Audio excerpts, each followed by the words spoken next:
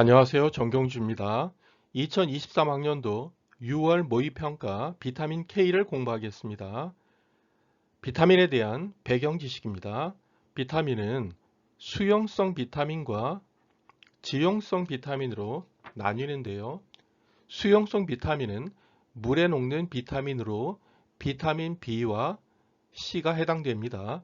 지용성 비타민은 기름에 녹는 비타민이고 비타민 A, D, E, K가 여기에 해당됩니다.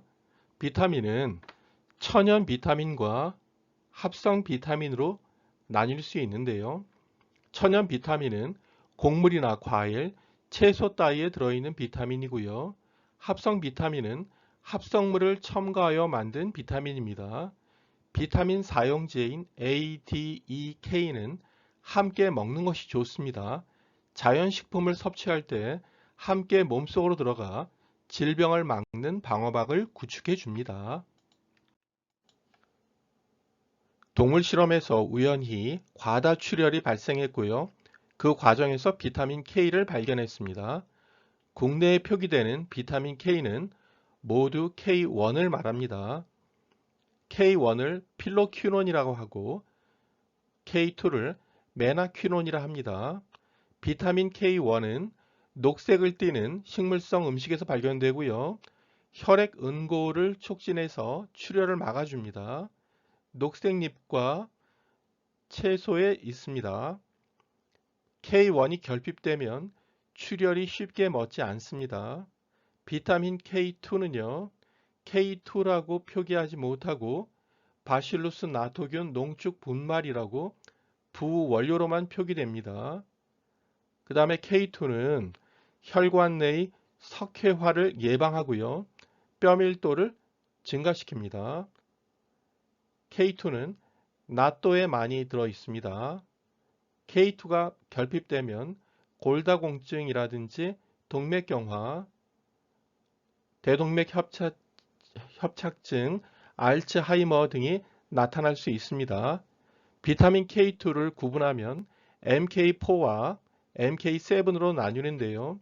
MK4는 생선과 육류에 주로 들어가 있고요. MK7은 나또나 청국장에 주로 함유되어 있습니다. 혈액은 세포에 필요한 물질을 공급하고 필요 없는 노폐물을 제거합니다. 만약 혈관벽이 손상되어 출혈이 생기면 혈액이 응고되어 혈액 손실을 막아야 합니다. 혈액 응고는요. 섬유소, 소는 모양에라는 뜻이니까 섬유 모양의 단백질이 피브린인데요. 피브린이 모여서 섬유소 그물을 만들고 혈소판이 모여서 혈소판 마개를 만듭니다. 이 섬유소 그물과 혈소판 이 마개가 합쳐져서 혈병을 만드는 것이 혈액응고입니다. 혈액응고는 혈관 속에서도 일어나는데 이때의 혈병을 혈전이라 합니다. 혈전은 혈병의 한 종류인 것이죠. 여기까지 응고에 대해서 말했습니다.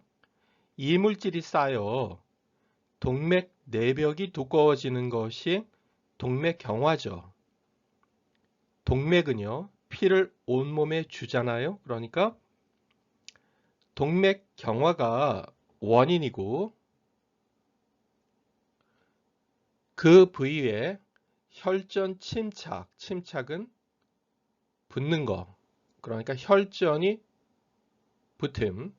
혈류는 피가 흐르는 속도를 말하니까 혈류 감소 등이 일어나는 것을 거쳐서 혈관 질환이라는 결과가 발생됩니다. 그러니까 동맥경화가 원인이고 혈전 침착과 혈류 감소를 거쳐서 혈관 질환이라는 결과가 나오는 것이죠. 여기까지가 순환에 대해서 이야기했습니다. 이러한 혈액의 응고 및 원활한 순환에 비타민 K가 중요한 역할을 하니까 이 문단부터 비타민 K에 대한 내용이 나올 것이네요. 정리하면 혈액 응고는 피브린이 모인 것이 섬유소 그물이고요. 혈소판이 모인 것이 혈소판 마개입니다. 섬유소 그물과 혈소판 마개가 합쳐져서 혈병, 혈전이 되는 것입니다.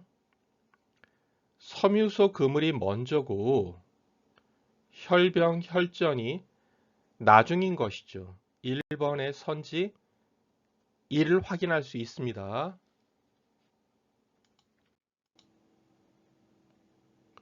비타민 K는 혈액이 응고되도록 돕는다.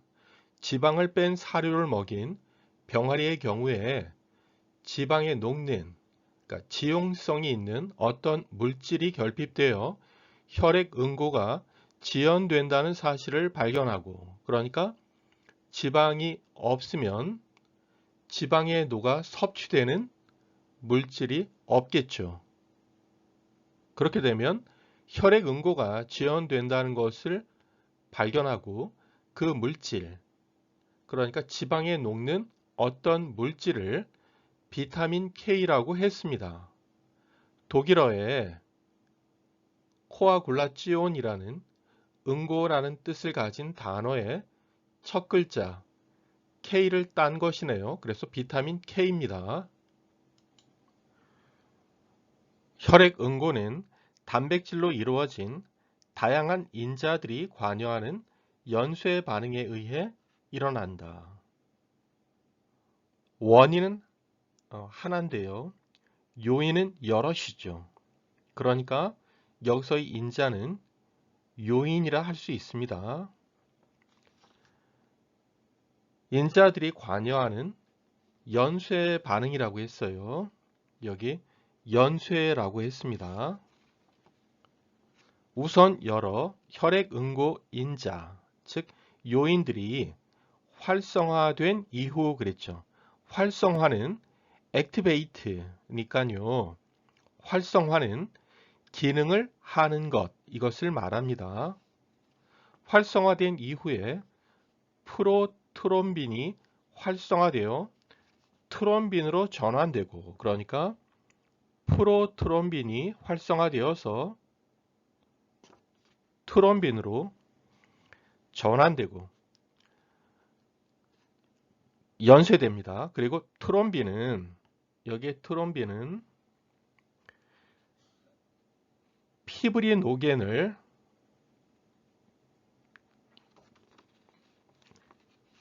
피브린으로 바꿉니다.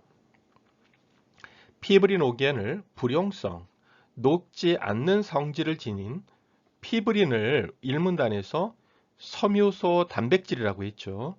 피브린으로 바꿉니다. 비타민 K는요, 프로트롬빈의 활성화에 관여합니다. 여기서부터 여기까지 괄호하고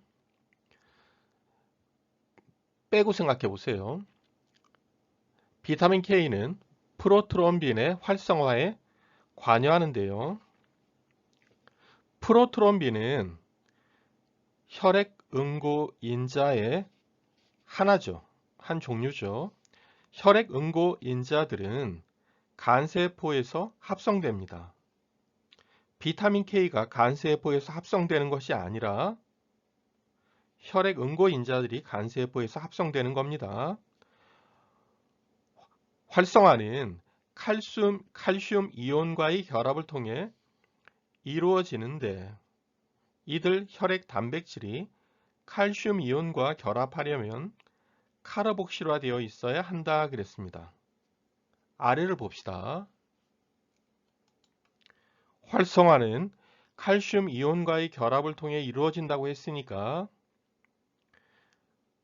칼슘 이온과의 결합 이후에 활성화가 이루어지는 것이죠.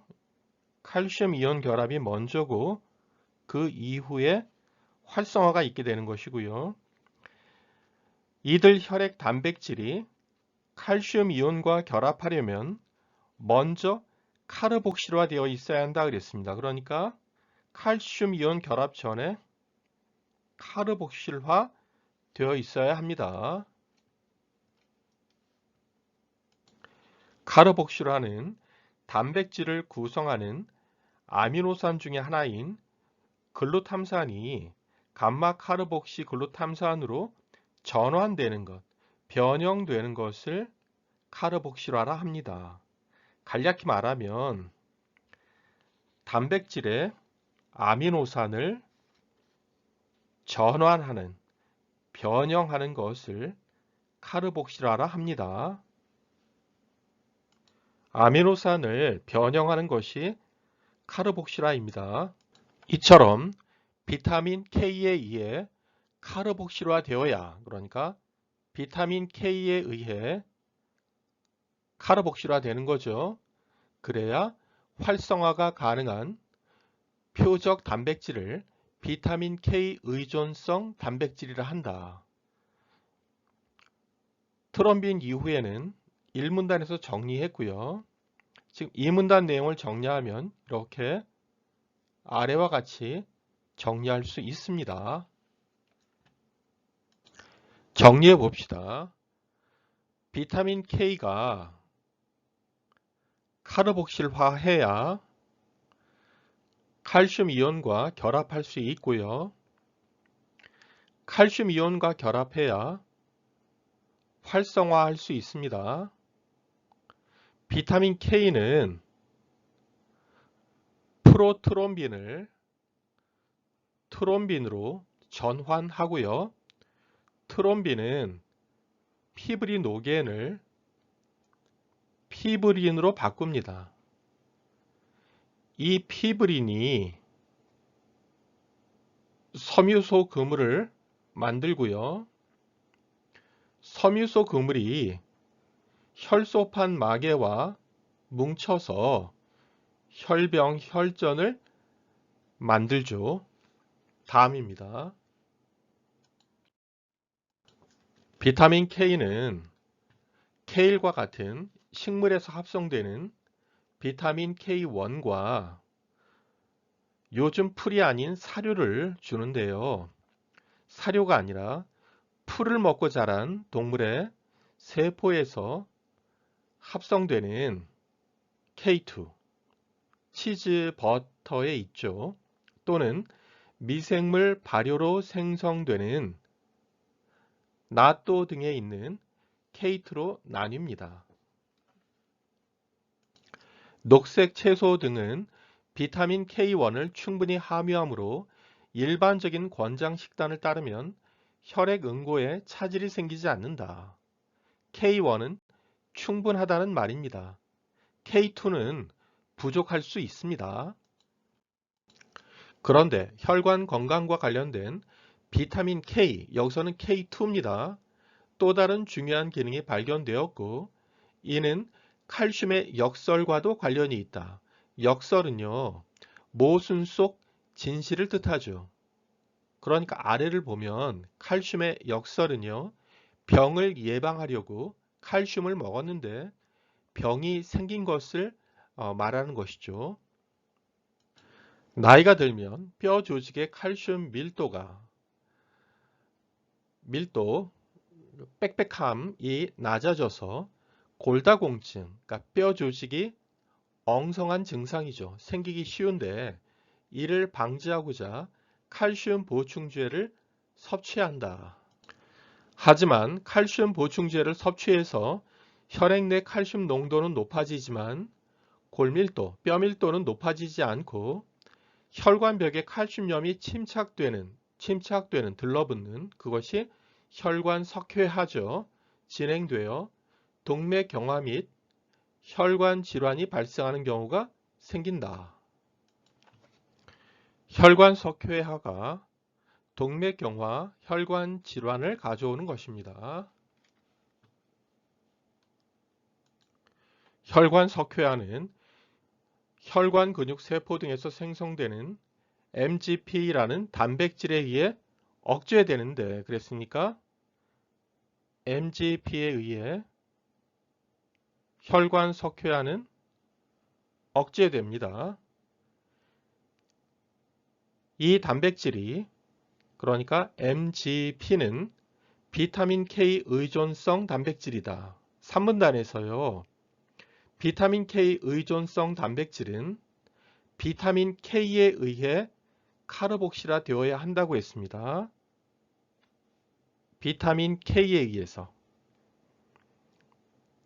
MGP가 카르복실화 되어야 한다. 그러니까 이렇게 정리할 수 있는 것입니다. 마지막 문장 정리해 봅시다. 비타민 K, 여기서의 K는 K2죠. 비타민 K2가 부족하면 MGP 단백질이 활성화되지 못해서 디액티베이트니까 활성화되지 못한다는 얘기는 기능을 못하는 것을 뜻합니다. 활성화되지 못해서 혈관 석회화가 유발된다. 혈관 석회화가 유발되어서 동맥경화, 혈관 질환이 발생합니다. 그러니까 비타민 K2가 필요한 것이죠.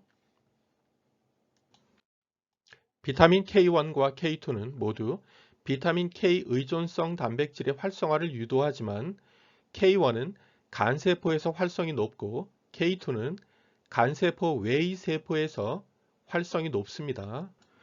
그러므로 혈액응고인자의 활성화는 주로 K1이 이 문단에서요. 간세포에서 혈액응고인자가 간세포에서 합성된다고 했으니까 혈액응고인자의 활성화는 주로 K1이 담당합니다. 4문단에 따르면요.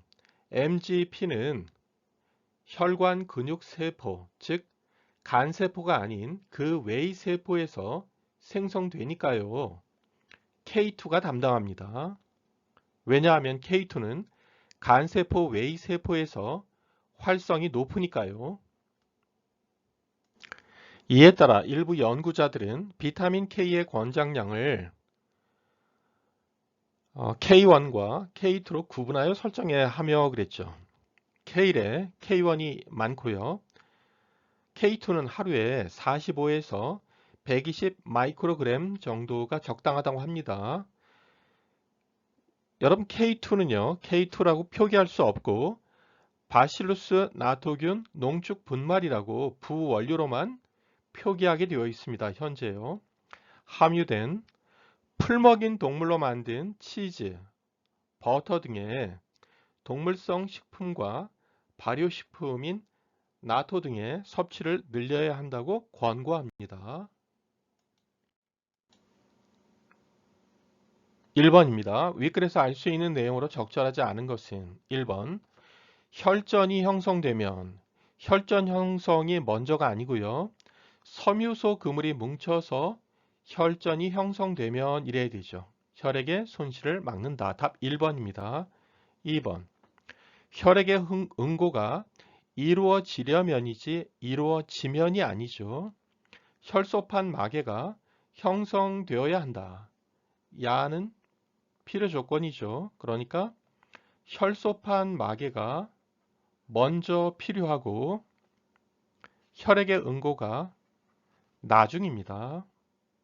3번 혈관 손상 부위에 열병이 생기면이 아니고 생기려면입니다. 혈소판이 응집되어야 한다.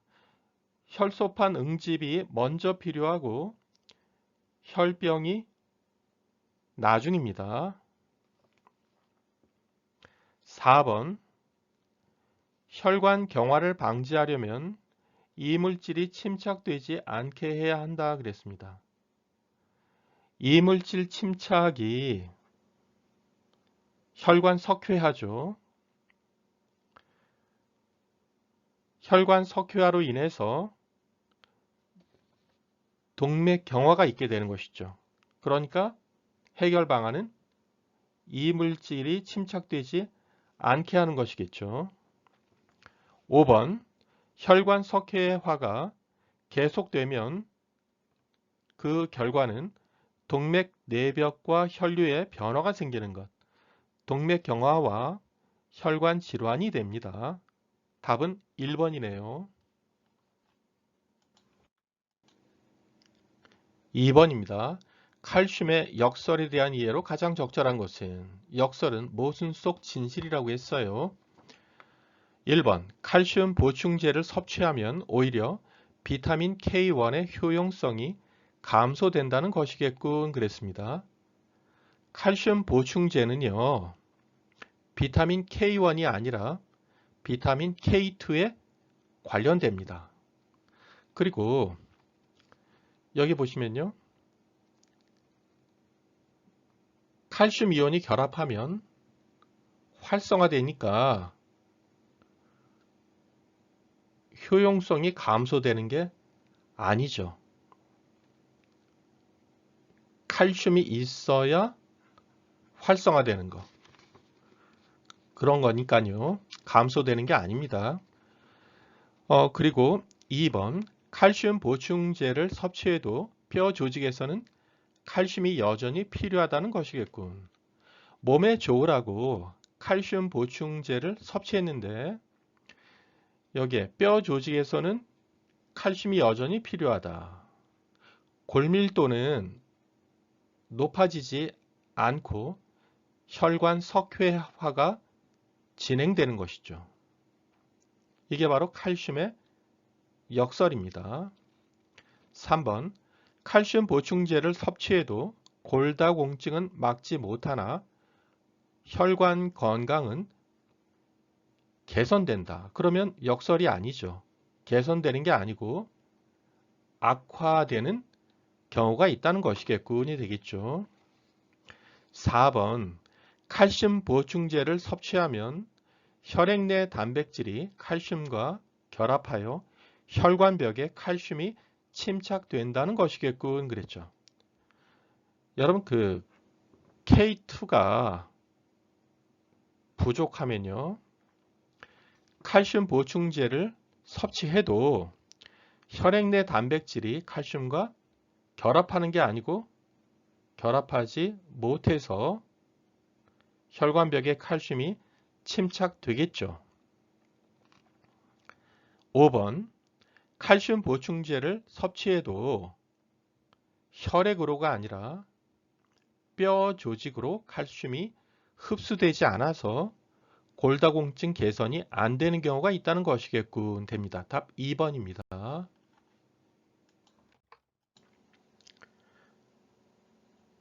3번입니다. 기억과 니은, 식물에서 합성되는 기억은 비타민 K1이고요. 동물 세포에서 합성되거나 미생물 발효로 생성되는 니은은 비타민 K2입니다. 가장 적절한 것은 1번 기억은 니은과 달리 우리 몸의 간세포에서 합성된다. 기억은요. 식물에서 합성됩니다. 니은 K2는 동물 세포에서 합성됩니다. 2번 니은은 기억과 달리 그게 아니고요. 기억과 니은은 모두 지용성이기 때문에 지방과 함께 섭취해야 합니다. 그러면 녹아서 체내에 들어올 수 있습니다. 3번입니다. 니은은 기억과 달리 표적 단백질의 아미노산을 변형하지 않는다 그랬습니다. 그게 아니고요. 기억과 니은은 모두 표적 단백질의 아미노산을 변형하는 것. 그걸 우리가 카르복실화라고 하잖아요. 비타민 K는 카르복실화 합니다. 그 다음에 4번이요. 기억과 니은은 모두 표적 단백질의 활성화 이전 단계에 작용한다 그랬습니다. 여기에 작용이라고 했어요. 이 작용은 비타민 K가 카르복실화하는 이 작용은 어때요? 카르복시로 하는 활성화보다 이전 단계죠. 그러니까 이전 단계에 작용하는 것입니다. 5번입니다. 기억과 니은은 모두 일반적으로는 결핍이 발생해 문제가 되는 경우는 없다. 기억이 문제가 되는 경우는 없지만 니은은 부족할 수 있습니다. 4번 문제입니다. 가에서 다를 투여한다고 했습니다. 다음은 약물 3개의 위험성, 부작용을 말하고 있습니다. 가번 와파린을 먹으면요. 비타민 K의 작용을 방해한다고 했습니다. K의 작용을 방해하면 카르복시라부터 다 안 되는 것이죠. 그러니까 여기에 이게 가입니다.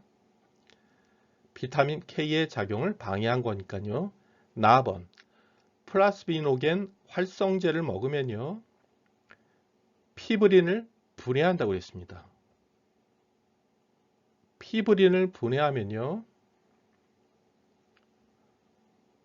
섬유소 그물이 안 되겠죠. 그러니까 이게 나입니다. 다요. 헤파린을 먹으면요. 트롬빈의 작용을 억제함. 트롬빈의 작용을 억제하면 피브리노겐을 피브린으로 못 바꾸겠죠. 그러니까 피브린부터 뒤에 다 안 됩니다. 피브린이 만들어지지 않습니다. 1번 보세요. 가의 지나친 투여는 혈관 석회화를 유발할 수 있겠군 그랬습니다. 가는요. K를 억제한다고 했습니다.